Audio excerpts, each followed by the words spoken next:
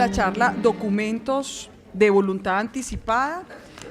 Nuestro conferencista, que además es miembro de la Junta Directiva de la Fundación, es el doctor Jairo Muñoz Escobar, doctor en Medicina y Cirugía del Colegio Mayor de Nuestra Señora del Rosario, especialista en anestesia de la Pontificia Universidad Javeriana, docente de anestesiología pediátrica en la Escuela Colombiana de Medicina, en la Universidad del Rosario, en la Universidad Javeriana y en la Universidad Militar durante su permanencia en el Hospital Infantil Universitario Lorencita Villegas de Santos. Docente de anestesiología pediátrica de la Universidad Nacional de Colombia durante su permanencia en el Hospital Universitario de la Misericordia. Docente de anestesiología de la Fundación Universitaria Sanitas durante su permanencia en la Clínica Reina Sofía. Pertenece a sociedades científicas y gremiales, la Sociedad Colombiana de Anestesiología y Reanimación SCARE, el Colegio Médico Colombiano y la Fundación Pro Derecho a Morir Dignamente. Doctor, es un gusto tenerlo con nosotros. Bueno, buenos días, muchas gracias. Me corresponde revisar el tema de las voluntades anticipadas. Ya ha sido planteado de muchas maneras y hemos encontrado las grandes dificultades que se han tenido que sortear para llegar a este momento. Quiero presentarlas entonces, no tanto llegando al detalle de los lineamientos que se deben cumplir para llenar los formatos que ustedes van a conocer más adelante. Van a ser presentados y muy claros para ustedes en el taller que se va a llevar a cabo, pero entonces quiero asumir el reto de resumir de alguna manera todos los avatares y las dificultades que ha sorteado este proyecto para llegar a este momento. Y no solamente para llegar a este momento, sino, como ustedes lo han visto, para iniciar el camino, el tortuoso y difícil camino que es modificar nuestra práctica médica y de alguna manera, para los que estamos involucrados en esto, generar las motivaciones y transmitir las experiencias y la necesidad de que los nuevos médicos vayan entendiendo que este es un reto que deben asumir dentro de su práctica clínica. Quiero decirles entonces que yo veo los documentos de voluntad anticipada como un puerto al que vamos llegando con base en una serie de inquietudes que nacieron y que muchas personas se han preocupado de ir interrogando para tratar de buscarle solución. El primer escollo, la primera inquietud, la primera pregunta que se presentó es: ¿estamos realmente hablando el lenguaje como debe describir la situación? Es decir, estamos como actores utilizando palabras que tienden a transmitir un mensaje en el que las verdades se dicen a medias. Nosotros como pacientes o como enfermos en un momento dado, en una situación de fragilidad, tendemos a fingir que no estamos enfermos, que no estamos muriendo, que no estamos recorriendo la última parte de nuestra vida. De igual manera, nuestros allegados quieren paliar su angustia diciendo de alguna manera: no, hoy está como mejor, de pronto comió, tal vez se sonrió, fui a saludarlo y como que noté que se sonreía, y realmente nos estamos manejando nuestras angustias, nuestras ansiedades, y estamos dando unas verdades a medias. Y ya hemos visto, como médicos, también tratamos de evadir el compromiso de explicar adecuadamente a nuestro paciente y a los allegados que realmente el paciente está en un estado terminal. Preferimos no estar. Raramente morimos en presencia de nuestro médico, raramente esa persona está acompañada por su médico. es una situación que ha mejorado con el tiempo y con la disposición de los cuidados paliativos, pero ya vimos la brecha gigantesca que existe en nuestro país para que eso tenga un real cubrimiento y una atención como debe ser. Sin embargo, pues los pasos se han dado y estamos recorriendo ese camino. De todas maneras, estas verdades a medias fueron lo que primero motivó que se buscara alguna herramienta para tratar de manejar esa situación. Otro punto eran las invasión y lo que podemos llamar el estado terapéutico. El estado terapéutico llegó a ser la constante de nuestro ejercicio profesional, es decir, teníamos que tratar todo había que tratar la parte física, el dolor físico. En ocasiones consideramos que el dolor emocional también era importante, pero había que tratarlo. Es decir, todo lo medicalizamos, pero no entrábamos en contacto con el paciente, dejábamos que los medicamentos hicieran todo y no llegábamos a establecer realmente una comunicación con él. Entonces, se llegó a desarrollar unos documentos, ya vimos en la historia que presentó la doctora en forma muy completa cómo ha sido y cómo ha ido evolucionando todo este proceso, pero finalmente se trata de un punto claro, es decir, darle palabra a la muerte. Darle palabra a la muerte es algo que figura dentro de nuestra vida para que nosotros, dentro del punto en el que estamos, podamos preguntar y descifrar su lenguaje para que podamos transmitir un mensaje que nos lleve a que podamos tener un enfoque más adecuado. Por otro lado, los documentos de voluntad anticipada también pues son una gran herramienta que tenemos como pacientes. Como pacientes podemos por primera vez incidir en cómo queremos morir y podemos participar en nuestro proceso de muerte limitando lo que no queremos, aceptando lo que consideramos que no afecta nuestros valores y nuestros principios y nuestra dignidad. De tal manera que es una gran oportunidad que tenemos nosotros como pacientes. Y para los médicos es una condición emergente en nuestra práctica clínica y es emergente no porque sea totalmente nueva en este momento, ya vimos que se ha trabajado durante largos periodos de tiempo, pero en este momento que tenemos un cuerpo sobre el cual vamos a trabajar, ese es un reto que nos impone, no es el puerto de llegada a un lugar tranquilo donde podemos descansar totalmente, sino al contrario, nos impone unas obligaciones, nos da unos grandes parámetros, pero nos impone unas obligaciones que a nosotros como médicos nos implica dedicarle un tiempo emocional, físico y un tiempo dentro del tiempo que tenemos asignado para trabajar una consulta. De tal manera que todo esto se ha venido trabajando con el paso del tiempo. ¿Por qué? Porque es que ya vimos también que los médicos inicialmente tenemos una posición dominante, ya se explicó muy claramente, tenemos un conocimiento que tendemos a imponer y a utilizar en una manera de pronto muy obsesiva y con muchas razones de una manera invasiva del fuero interno de ese paciente.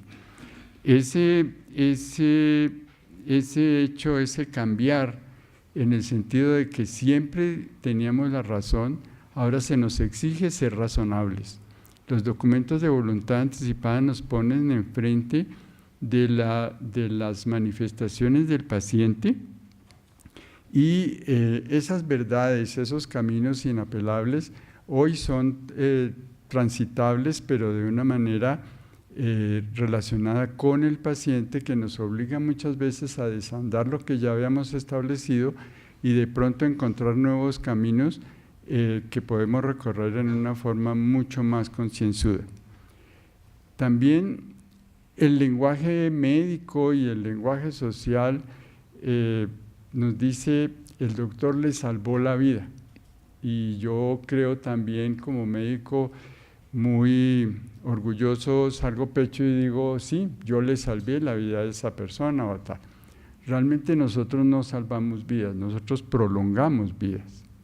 Y hay que saber que ese orgullo en el que exhibimos la forma como logramos superar una emergencia, en un momento dado la ponemos en términos cuantitativos y decimos yo he hecho tantas veces, he salvado la vida. Pues no, resulta que he prolongado vidas, pero entonces debo cuestionarme cómo las he prolongado. He tenido en cuenta la calidad de ese paciente, la calidad de vida en la que yo hago que esa vida se recupere.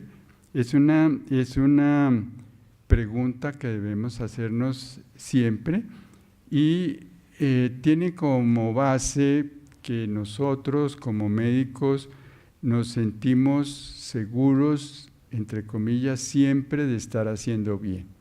Nos han formado para eso, para que creamos que todo lo que hacemos está bien y no es parte de nuestra formación que aceptemos que hemos invadido la libertad del paciente y de pronto ignoramos lo que él quisiera o estaría dispuesto a aceptar. Los médicos somos formados efectivamente para pensar que estamos obligados a solucionar, entre comillas, la muerte. Pero si nosotros pensamos un poco en la muerte y creemos que no es ese estigma que debemos ocultar, estamos pensando en la vida, estamos pensando en planificar, que de eso se trata el documento de voluntad anticipada. Vamos a planificar la vida que nos siga y la forma en que podemos interrogarla y tratarla de una manera mucho más humana. ¿Por qué mucho más humana? Porque es que la vida, la belleza, la podemos encontrar aún en los finales de nuestra vida y no solamente debe ser motivo de grandes alegrías, las prioridades cambian con el tiempo y los momentos finales de la vida, las alegrías pueden ser muy importantes y son momentos muy puntuales, pero que nosotros como médicos podemos enriquecer. De tal manera que a nuestro paciente, a nosotros mismos, sea la muerte la que nos lleve, pero no la falta de imaginación. Nosotros como parte de un proceso y de una cantidad de actividades y de engranajes que han llevado a que la gran conquista del siglo XX sea la longevidad. Yo la pongo aquí en términos biológicos. ¿En qué sentido? En que el siglo XX podemos decir que nos trajo una gran velocidad de procesamiento de datos, de pronto unos avances muy grandes en la comunicación, de pronto podemos mencionar muchísimas cosas que consideramos como el punto más relevante de las conquistas del siglo XX. Pero la longevidad es un punto muy importante. Es así que nosotros en 100 años prácticamente logramos casi doblar la expectativa de vida. En el año 1900 el promedio de vida era de alrededor de 45 años. Y resulta que a finales, hacia 2016, tenemos los hombres 75, un poco más de 75 años de expectativa de vida, las mujeres 81. De tal manera que ese mundo nosotros hemos contribuido a crear un mundo, una nueva fase en que nosotros hemos participado activamente y hemos llegado a contribuir. Pero entonces viene una pregunta, ¿seremos capaces de entender ese mundo? de pronto estamos ajenos a que ese mundo nos reclama a nosotros como actores no solamente cuantitativos, sino que tenemos que darle calidad a ese mundo que contribuimos a crear. Es que con el tiempo se han redefinido muchas categorías. Nosotros llegamos a tener que un paciente mayor, un paciente viejo, pues era una persona de 50 años. Hoy decimos que no, que somos jóvenes hasta los 60 años. Y bueno, maravilloso, yo estoy casi adolescente. Y en ese sentido, pues sí, mantenemos una actitud vital, tenemos una posibilidad de coordinar una charla como esta, aunque se trabe uno un poquito. Y sí, realmente desempeñamos y podemos desempeñar una cantidad de actividades.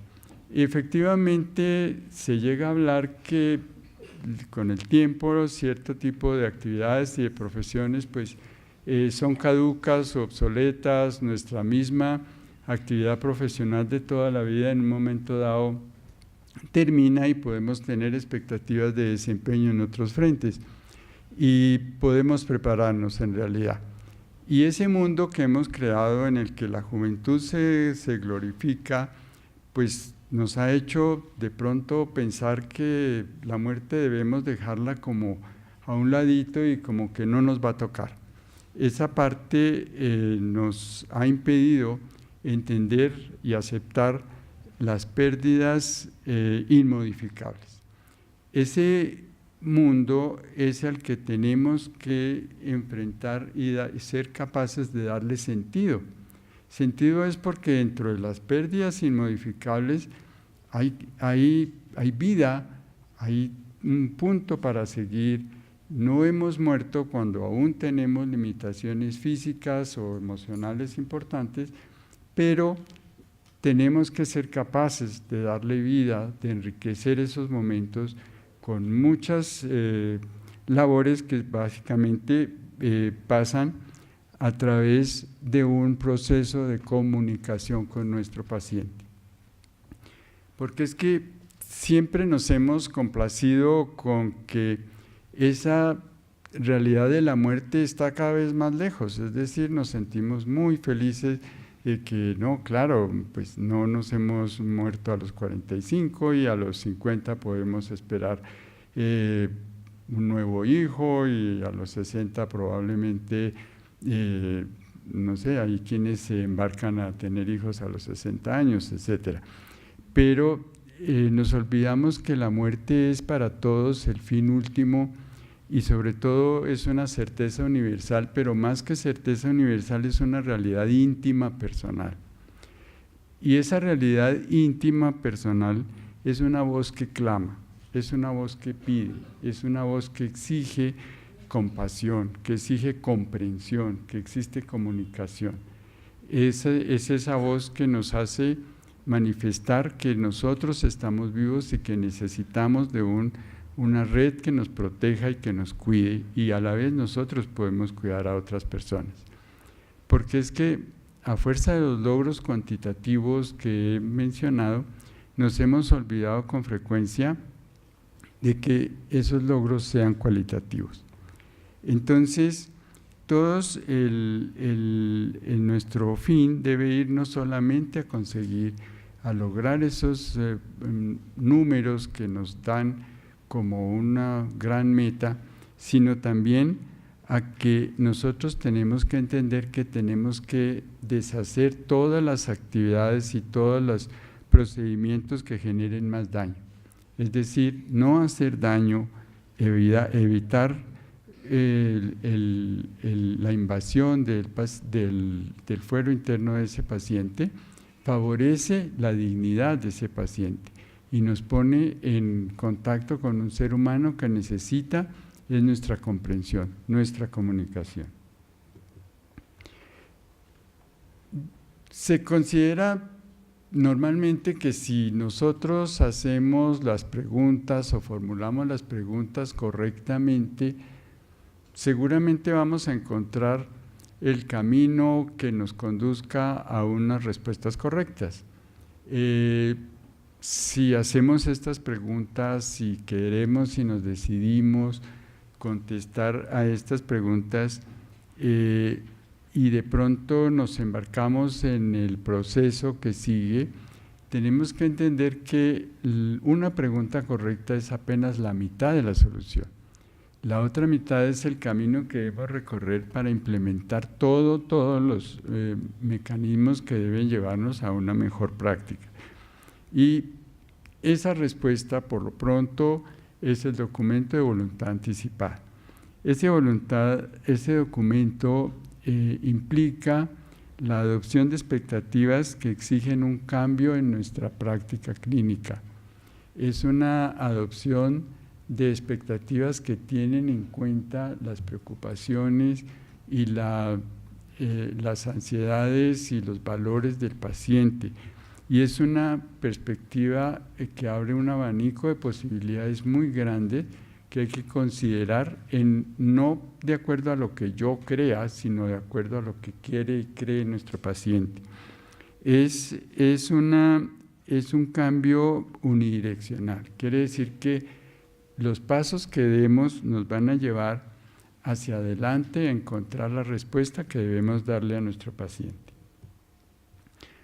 Pero entrar a ejercitar este proceso pues es inquietante porque nos plantea unos retos que antes en nuestra práctica clínica pues nos tenían sin cuidado, sino sin cuidado por lo menos si no nos exigían demasiado y nos permitía como un ejercicio tranquilo en el que podíamos dar curso a una agenda que cada vez es como más exigente, que cada vez involucra más pacientes y vamos sumando, entonces hoy atendí 20, mañana atendí 30 y pues no me he preocupado mucho y si ahora me dicen que tengo que preocuparme mucho de hablar con ese paciente, de entrar más en contacto con él, de conocerlo, pues de pronto me reta, puedo sentirme atemorizado,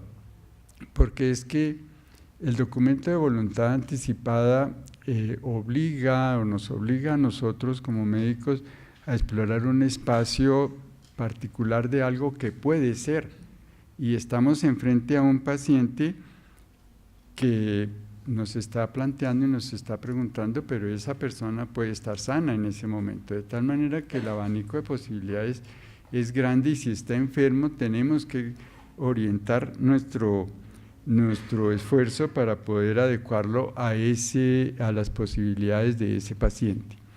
Entonces, decimos que estamos hablando y estamos entrando en un terreno que es el espacio de las posibilidades. Entonces, ¿qué implica eso? Que tenemos que encontrar un significado a la información que obtenemos de toda lo que nos dan tanto los exámenes como la conversación con el paciente.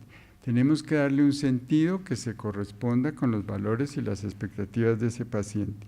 Tenemos que recombinar toda esa información y traerla a la realidad. No es algo teórico, algo que está por allá lejos en los libros, en el tiempo que hayamos pasado estudiando, sino es algo que tiene que unirse a la que tenemos nosotros, al paciente que tenemos en ese momento. De tal manera que en este momento lo que yo quiero hacerles y lo que el documento de voluntad anticipada convoca es más una invitación a asumir un reto, un compromiso nuevo en donde nuestra mirada requiere no una aproximación inédita, siempre nos han insistido en todo el tiempo en la relación y en la calidad y en la calidez de la relación médico-paciente. Entonces no es una aproximación inédita, sino que la hemos desestimado y eso ha llevado a minar muchas veces la credibilidad en la importancia de nuestro acto médico y de esa manera entonces les extiendo una invitación a no negar un minuto adicional a su paciente. no se trata de llevar todo, ajustarlo dentro de un término de tiempo en el que todo tiene que transcurrir muy regladamente, sino que hay que tener cierta flexibilidad. Se trata de iluminar eso real, cotidiano que tenemos, con unas realidades nuevas, con unas referencias éticas que nos hacen preguntarnos por la muerte, pero la muerte no inmediata, sino posible, sino futuro. Y entonces al preguntar por la muerte nos interrogamos por la vida, y la vida es básicamente en relación con la calidad que queremos darle y la dignidad que queremos respetar. Entonces se trata de una actitud en que la comunicación ocupa un lugar muy importante, y es formar una actitud en el que se nos exige ser razonables, no tener razón, no obligatoriamente tener la razón, no tener razón no, sino no tener la razón. Entonces, ese minuto adicional que les estoy invitando a obtener de su médico o a brindarle a su médico, es un minuto que le va a agradecer ese paciente. Es un minuto adicional de conversación que le permite aclarar las expectativas frente a su enfermedad, y estoy resaltando actuar lo posible, porque el documento, ya lo señalábamos anteriormente, el documento hace relación a enfermedades que están en ese momento, pero que también pueden estar dentro del espectro de las posibilidades, y ahí es donde tenemos que actuar como médicos en actualizarla de acuerdo a los valores del paciente. Ese es el documento de voluntad anticipada que ustedes tienen, que es el documento de voluntad anticipada 1. El 2 hace referencia a que ese incomparable minuto que estoy pidiendo, como nosotros como pacientes debemos pedirle a nuestro médico, o nosotros como médicos debemos darse a él, es un momento indispensable, es incomparable, porque nos hace conocer que no es indispensable respirar y obtener el último suspiro dolorosamente. Se trata de que nos cuenten y que nosotros exijamos que tenemos la oportunidad de establecer límites al cuidado que recibimos, y que podemos hacer uso del derecho a una muerte anticipada. Dice Gadamer que el curar es inseparable del arte de la palabra, y creo que en eso hemos estado insistiendo todo este tiempo. El cuidado, la palabra, esa joya que nos ha permitido comunicarnos a través del tiempo, que nos ha permitido soñar y expresarnos, que nos ha permitido contar un cuento, cantar una poesía, generar una cantidad de emociones y transmitir emociones nuestras. Ese es un recurso que abre unos flujos inconscientes muy grandes. Nosotros los hemos visto y los hemos sentido en nuestra vida diaria, pero que en este caso particular, si lo unimos a la verdad que debe contener nuestra información al paciente, debemos tener en cuenta que si la decimos no de cualquier manera, ni en cualquier momento, nunca va a estar de más, nunca se va a desperdiciar. Hemos llegado al momento entonces de la relación de nuestro caso de médico-paciente, al momento en el que antes el paciente tenía que aceptar lo que nosotros dijéramos. Como se mencionó anteriormente, es el médico en una relación asimétrica, porque el médico es el que tiene el conocimiento de lo que debe hacerse, pero es una relación en la que el paciente tiene una voz que pide ser escuchada, que exige que sea escuchada. Es un paciente que nos dice: por favor, no hagan nada por mí sin mi previo requerimiento, sin tenerme en cuenta, sin consultarme. de tal manera que es el médico el que sabe lo que tiene que hacerse, pero el paciente o la familia indican los límites de ese accionar. Es que, curiosamente, me llegó el momento en el que yo reflexionando, dije, hombre, toda la vida hemos sabido que el primer recurso del médico es el paciente, pero se da uno cuenta que con el tiempo se ha olvidado. Es decir, tenemos unos conocimientos y creemos que no es sino aplicarlos de acuerdo a pautas, principios, algoritmos, y se aplica. Y el paciente pues tiene que aceptar. Y no le preguntamos nada, sencillamente establecemos una fórmula y él debe hacer eso. Entonces, ese recurso que tenemos en el paciente lo hemos ido olvidando y resulta que la ética del cuidado de ese paciente implica encontrar y llegar y establecer un compromiso con el paciente en su conjunto. Es una perspectiva relacional en el sentido que implica entrar en contacto con la persona concreta, con toda la persona y con sus valores y sus expectativas, con sus temores. De tal manera que si entendemos esto, nuestra relación con el paciente es de interdependencia.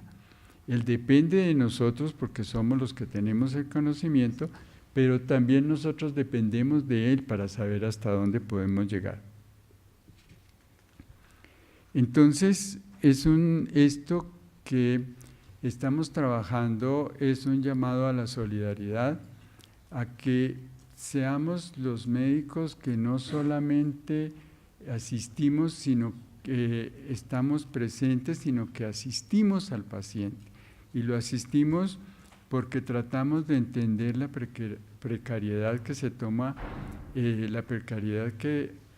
al paciente, pero queremos y le definimos el tiempo y le damos el trabajo y nos confrontamos con ella y explicamos realmente las posibilidades del paciente. Es también un llamado a que insuflemos un poco de compasión ante el naufragio que representa la enfermedad o su posible ocurrencia. Es muy demandante y es muy importante que entendamos esto. Y entonces, lo que hemos insistido es que tiene que haber deliberación, tiene que haber solidaridad, tenemos que tener compasión y entender que el paciente requiere nuestro afecto, nuestra sincera participación en su enfermedad. Hay interdependencia, como veíamos ahorita, y podemos planificar el futuro próximo, lejano o inmediato. Y sobre todo, compasión. Este es un llamado a que el deseo de prolongar la existencia no se apropie del sentido de la vida. La vida tiene un sentido en cualquier momento en que se encuentre, en este caso de mayor plenitud o de mayor fragilidad, tiene un sentido. Y entonces el llamado es para esto, para que no perdamos el norte y no se apropie del sentido de la vida. Y un reto adicional, una pregunta adicional que quiero plantearles. Si entendemos nosotros que como actores, como médicos o como pacientes estamos aquí revisando esto, ¿será que realmente nosotros estamos asumiendo esto como una tarea adicional, algo que nos reta, algo que sí nos compromete un tiempo y debemos explicar al paciente, pero como que queremos dejarlo allá atrás para que no nos acuerde, no nos recuerde que nosotros también somos frágiles, que estamos en un momento en el que podemos estar en ese mismo papel? ¿Seremos capaces nosotros de imaginar que también nos trata, que también nos involucra este proceso? Eso implica que nos imaginemos como pacientes. Entonces, como pacientes tenemos que entender que esperamos del médico solidaridad, compasión, planificación, asistencia, persistencia, paciencia. Entonces, quiero que entendamos que nosotros tenemos que ser los primeros que seamos capaces de elaborar nuestro propio documento de voluntad anticipada. Si entendemos que somos finitos, si entendemos que vamos a morir próximamente o en un futuro más lejano, deberíamos expresar nuestra voluntad anticipada y llenar nuestro documento de voluntad anticipada. Y esto no solamente por nuestro propio beneficio, no solamente pensando en que nosotros somos los beneficiados porque vamos a orientar el esfuerzo que hagan los médicos por nosotros. No, tenemos que entenderlo como un acto de generosidad con los demás. ¿Por qué? Porque son los que se van a ver obligados a tomar las decisiones por nosotros, pero si nosotros les damos unos derroteros, unos márgenes exactos donde se pueden consultar nuestros deseos y nuestras expectativas, pues va a ser mucho más fácil para ellos y de esa manera pues completamos nosotros nuestro círculo vital haciendo una muestra de generosidad con los pacientes, con los demás, con nuestros allegados que son los que van a tomar nuestras decisiones. Muchas gracias.